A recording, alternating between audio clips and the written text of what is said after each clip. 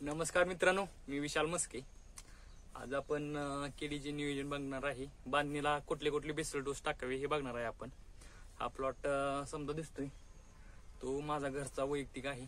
आपण बेसल डोसला काय काय टाकावे आणि किती किलोनं बेसल डोस करावा हे पण मी सांगतो तुम्हाला. बेसल डोस मध्ये मी अर्धा किलोनं बेसल डोस केलेला आहे. प्लस कोंबड खत पण एक 10-11 झाडात एक बॅग टाकली या, म्हणजे 30 झाडात एक 2.5 बॅगा टाकलेल्या आहेत. आता बेसलचं पाहू आपण. बेसल मी 1840 एक 5 पोती घेतलाय. अर्धा किलोनं बेसल होतं माझा. परत युरिया एक 4 पोती घेतली. ते 24 6 पोती घेतलं या. बोरॅकॉल 12 नंबर रानडे कंपनीचं एक 50 किलो घेतलं या. परत नंतर कॅलमॅग्नेट हे नर्मदाचं येते, त्यात कॅल्शियम प्लस सल्फर आहे, ते एक 3 ते 4 पोती घेतले म्या.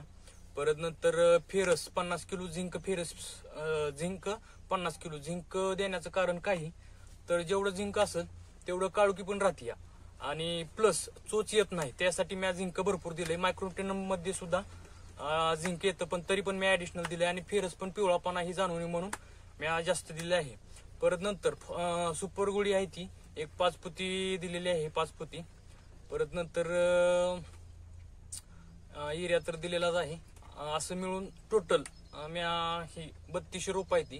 त्या 3200 रोपांना 1600 किलो टोटल टाकलेला आहे. म्हणजे प्रत्येक झाडाला अर्धा किलो येतो या बेसल. अर्धा किलो टाकलेला आहे. आणि तुम्ही माझ्या मागची बाग पण पाहू शकता की बाबा डोस दिल्यानंतर एक आतापर्यंत एक 20 दिवस झाले ते बेसल डोस देऊन. आणि ह्या बागाला माझ्या बागाला आतापर्यंत 5 महिने व्हायचे. आणखीन येणाऱ्या 13 तारखेला 5 महिने व्हायचे. आज आहे 3 तारीख. आणि तुम्ही मागच्या झाडाचा बुंदाही पाहू शकता. बुंदाही चांगले झाले आहे. मी आणखीन काय ऍडिशनल ह्याला बुंद्यासाठी दिलं नाही. मी 13 तारखेनंतर ह्याला ऍडिशनल द्यायला चालू करणार आहे बुंद्यासाठी स्पेशल. आणि तुम्ही पाहू शकता बागत घाण कसलीही सुद्धा नाही. डबल लेटर ही टाकलेलं आहे, तुम्हाला दाखवतोच मी. डबल लेटर टाकलेलं आहे ह्याला, पाहू शकता. आणि वर करप्या ही कसला सुद्धा नाही. हा थोडंफार होगा हे दिसतं या, हे रोग नसून ह्याच्यावर आळ्या पडलेल्या त्यापायी हे असं झालेलं आहे. त्यापायी आम्ही काही फवारणी ही नाही केली बरं का. आणि तुम्ही बुंद्यासाठी मी आणखीन तुम्हाला बुंदा व्यवस्थित दाखवतो. हा झाडाचा बुंदा आहे. तुम्ही झाडाची वाढ पण पाहू शकता. आणखीन 5 महिने कंप्लीट व्हायचे ते 13 तारखेला.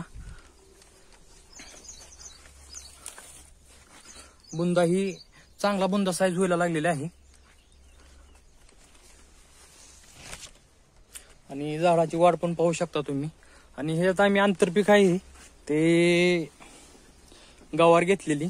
गवारीचं पण चांगले पैसे झाले.